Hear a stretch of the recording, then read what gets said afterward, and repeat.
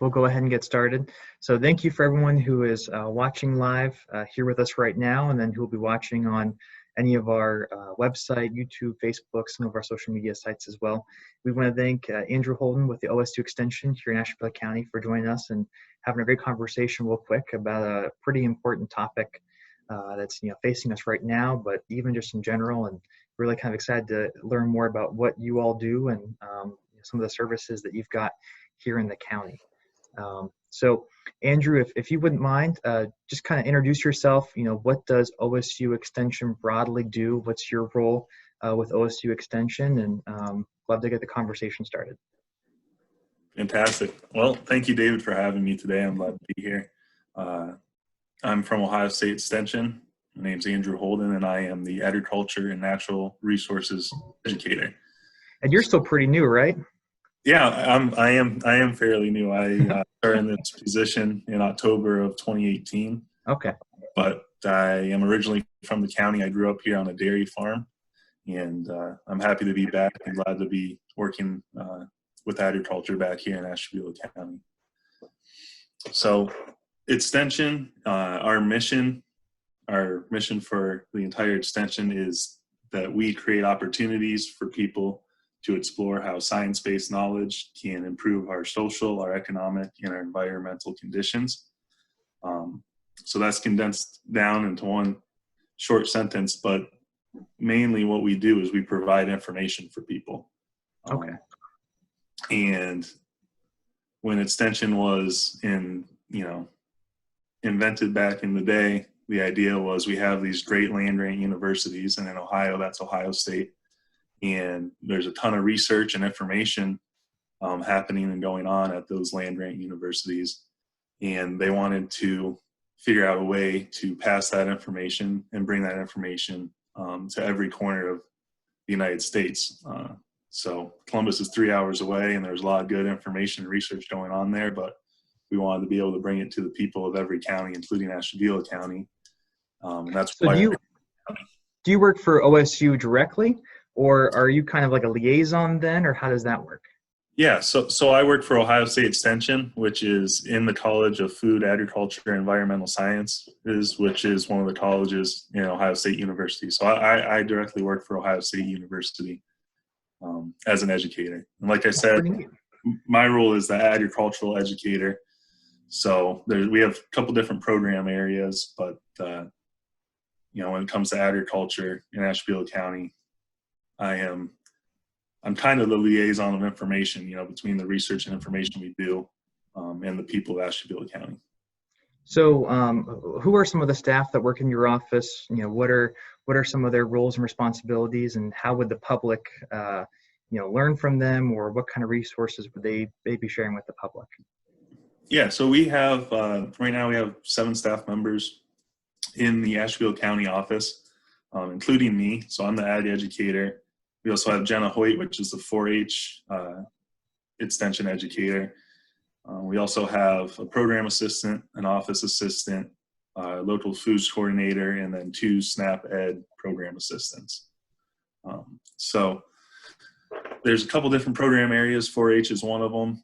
Youth development and 4-H, which is BID. We have a ton of kids in the county are in it, and most of the projects at the fair, junior fair, are 4-H projects. So if you're familiar with that, you're familiar with 4-H.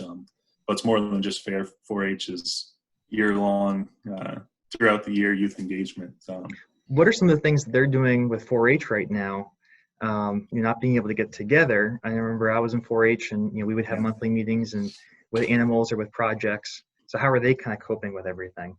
Yeah, it's difficult, and we still don't know how everything is going to play out as far as, fair later on in the year and some of these projects, but they're doing what we're doing right now. They're doing virtual meetings and, working on their projects at home, doing what they can and trying to meet with their advisors, but they're doing the same thing we're all doing. We're just trying to make it work and doing things digitally and from a distance. Okay. You mentioned SNAP. I imagine that's probably another kind of bigger focus that your guys' office is able to help folks with. Yeah. So our SNAP assistants go mainly into schools and um, help educate on healthy choices and physical activity and stuff like that. Um, they are grant funded, and they are not necessarily through OSU Extension, but they work together with us in our office.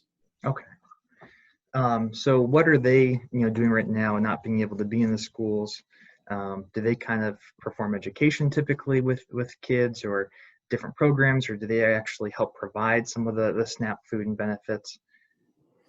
Yeah, mainly they're just doing programs, and right now, since they aren't able to get in the schools, they're kind of working on the stuff that they would normally do over the summer, getting stuff prepared, getting grants written, um, things like that. Okay, very nice. Now, so what's a typical day for you in terms of working with farmers?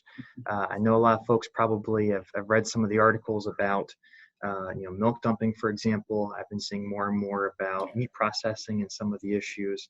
So are you working with some of our local farmers for those concerns now? Yeah, I guess a normal day for me depends on what day of the week we're talking about. Agriculture is so broad, and especially in Ashtabula County, we have such a diverse amount of agriculture, from our dairy farms and grain farms to our, grape vineyards and wineries. We have some of the best and most diverse agriculture here in Ashtabula County. So on any given day, it could be something completely different. But like I said, we serve as a resource for information. So if there are issues, if there are questions that farmers have about some of these effects that COVID has caused, like the need to dump milk and things like that, we're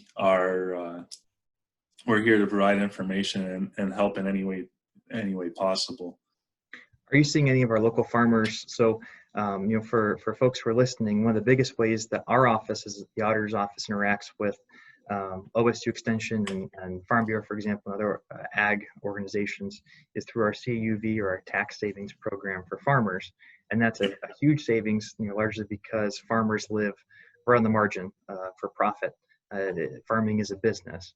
So, this is a big concern for them, I'm sure, right now. Are you seeing any of our local farmers having effects? Has it already kind of trickled down to their meat farming or even some of the grain farming too? Yeah, so a lot of the producers that are selling commodities like grains like corn and soybeans and milk, they are definitely taking a hit. We have seen prices have already been historically bad recently before any of this happened, and due to the COVID pandemic, we have seen prices drop since then, and yeah, it is taking an effect on the farmers in the area as far as grain prices. Now, meat producers and some of the people that sell their stuff straight to the consumer, some have actually seen an uptick in that because of the as you mentioned, the shortages at some of the grocery stores.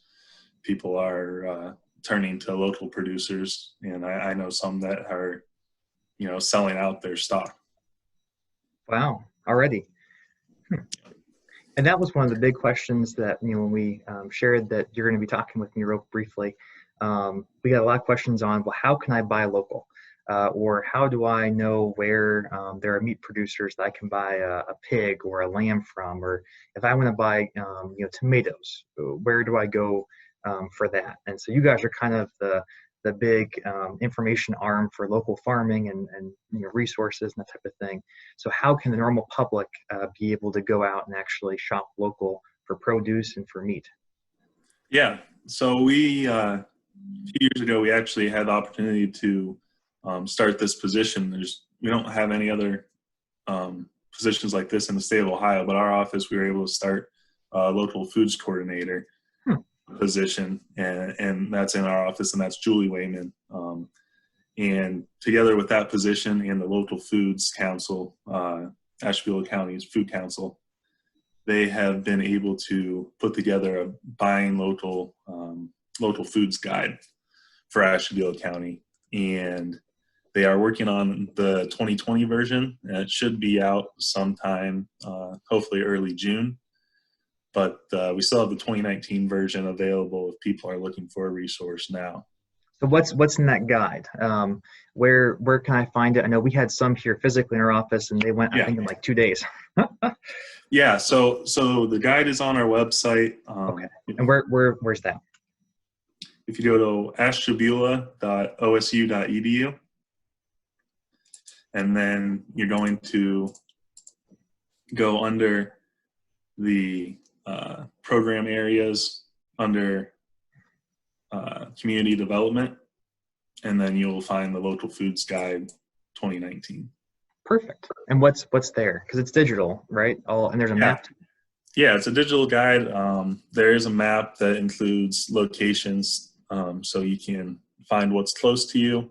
It also includes the farmers markets that are available, and we're gonna have to see how those are going to turn out with everything going on. But I think there is a positive outlook that a lot of those are going to be able to happen.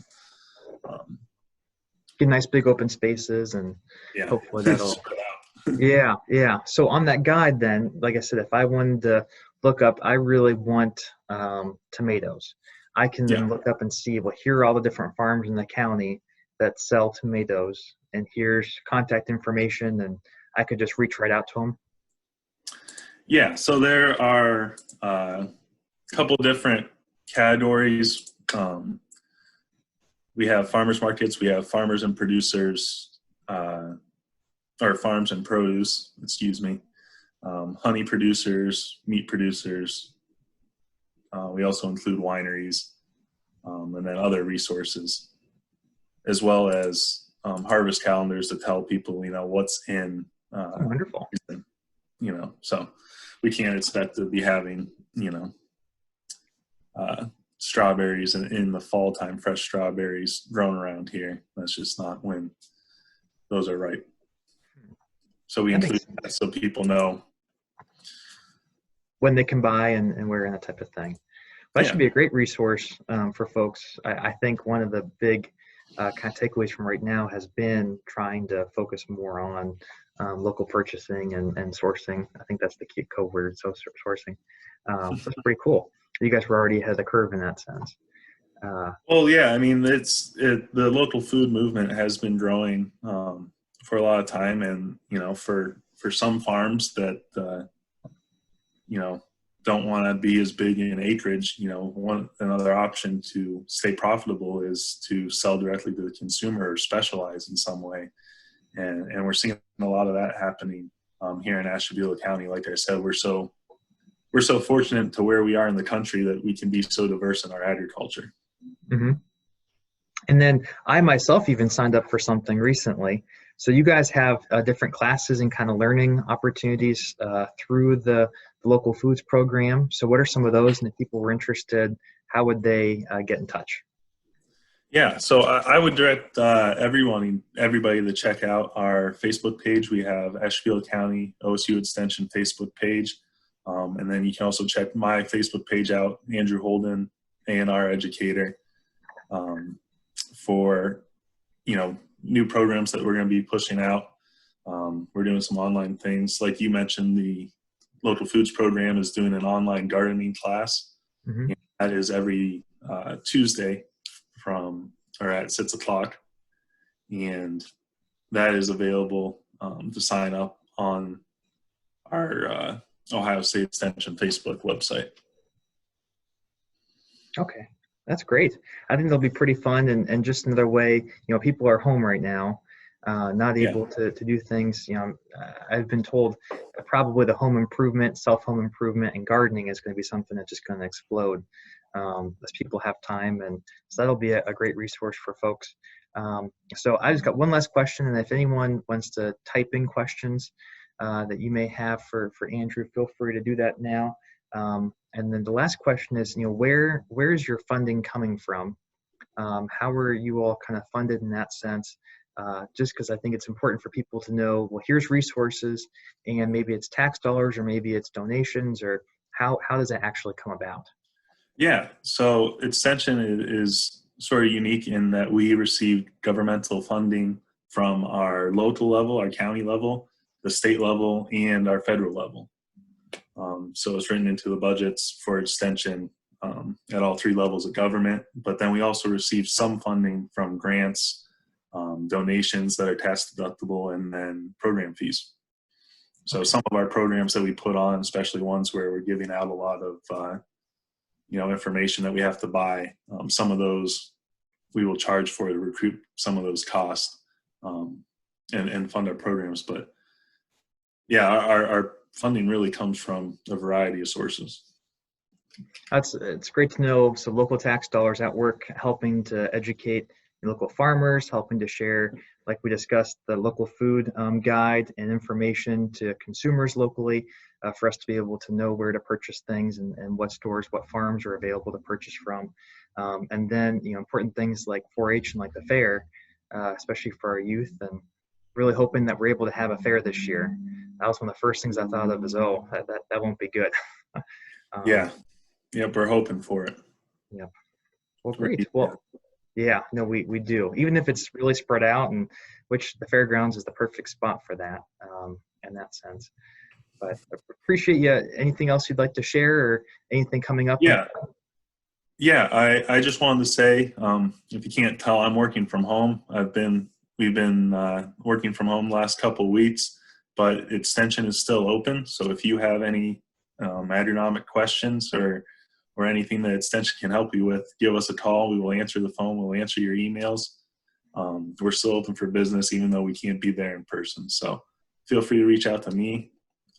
Something else that I should mention is our Master Gardener program. We have a great Master Gardener program that I help coordinate of volunteers that in the summertime answer questions for horticulture questions from people in the county. So if anyone has questions, if they are starting their garden this year and they need to know how to take a soil test or know, when's the right time to plant my cabbages, give our office a call, and that's what we're here for, to provide you information. So you'll even help local gardeners with questions about soil types or when to plant things. That's great. Certainly. Yep. From the small farmer to the big farmer. That's awesome. Everyone in between. Well, thank you so much. Stay safe, and good to see you, Andrew. Hopefully we'll be seeing each other in person soon. But you too, David. Appreciate it. Yep. Have a good weekend. You too.